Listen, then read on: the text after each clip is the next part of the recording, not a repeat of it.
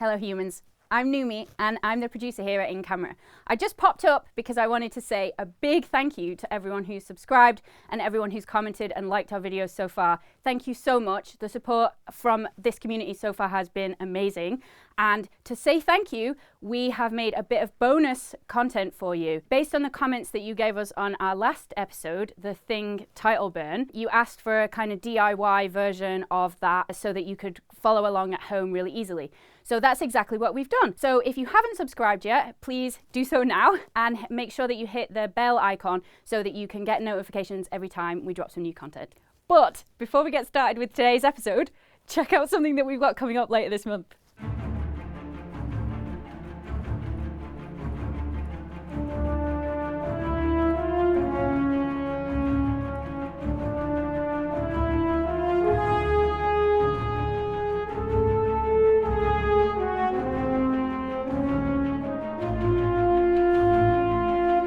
Hello humans, it's Tom at InCamera, and today we are going to be playing with some volumetric lighting, shafts of light coming through smoky spaces for the purposes of titles, idents, logos, things like that.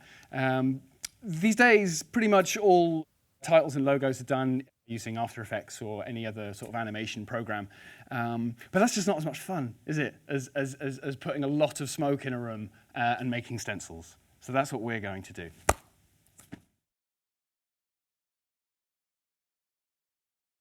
All right.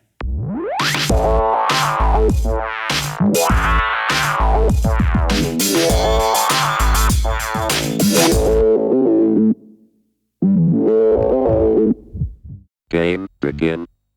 So the first thing we do is build a makeshift box to hold the stencils we've made.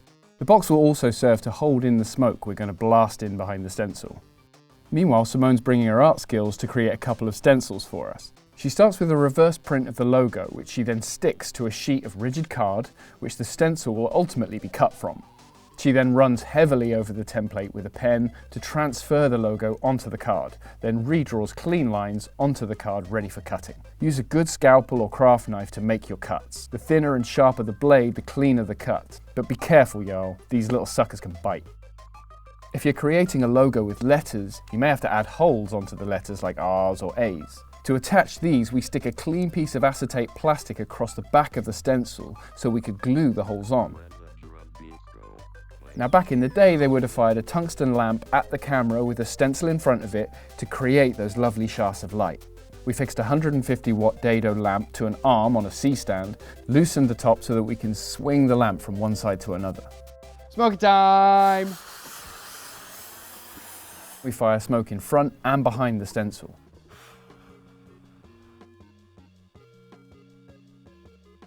You can see here how the enclosure we've created with the polyboards helps to cut the light once the pass is done. So what I love about this setup is just how manual everything is. We've got hand-cut stencils, smoke, and a lamp on an arm. What it does mean though is that Steady Hands here is going to have to bring his A game, so let's see how this goes.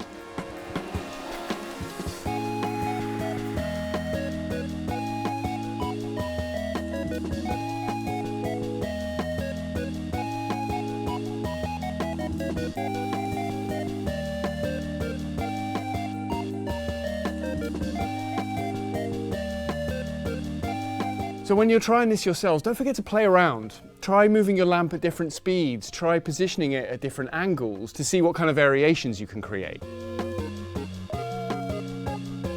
So one of the other things that you can change is what lens you're using. Lenses can change the look of a picture so much. Now JP's brought this gorgeous little anamorphic with him, which we're going to stick that on and see if we can get some of those delicious flares that we know and love from anamorphic so much.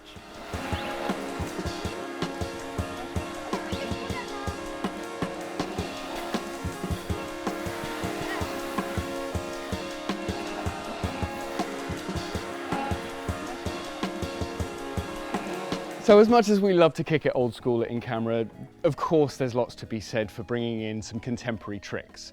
So we're going to replace our lamp now with something a little more energetic. Welcome to the 21st century.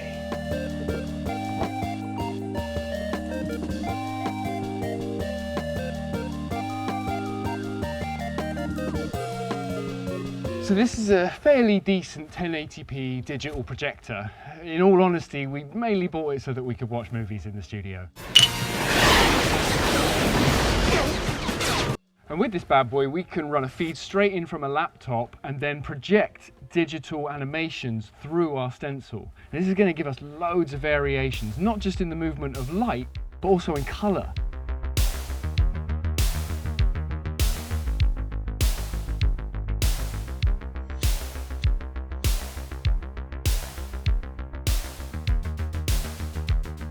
So this is where you can really start to personalize your volumetric lighting effects. So if you're shooting, for example, a company ident, you can use brand colors in your animations that will give you those colored shafts. Or if you just want like really fast flashes of light that you can chop up in an edit, anything's possible with this technique.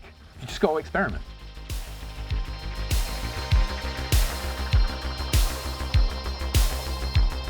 Oh yeah!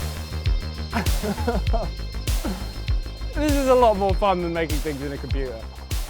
We also shot a load of the projections without the stencil in place, so that the volumetric light shafts are filling the whole frame. What this then allows us to do is create comps using both, and in post you can play around with mirroring and all kinds of fun. And then of course JP got his motion control slider out and went next level.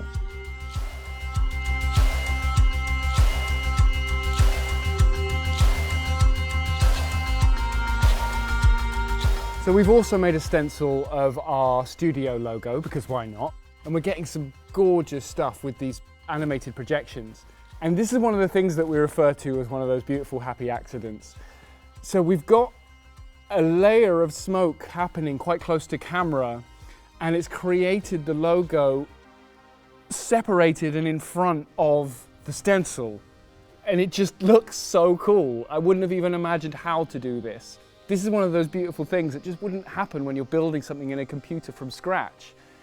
By playing and experimenting, sometimes just incredible things happen and you get lucky.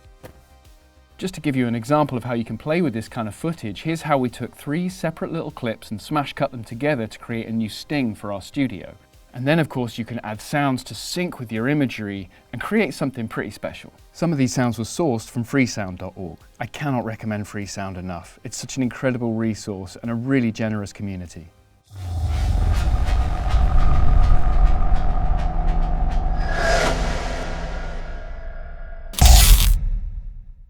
I think we got more than we came for here today. It's just time for us to get the doors open, get some air in here, and start dismantling everything. But I hope this has really inspired you to give this a go and get a bit creative with your titles. Remember, there is more to life than CGI.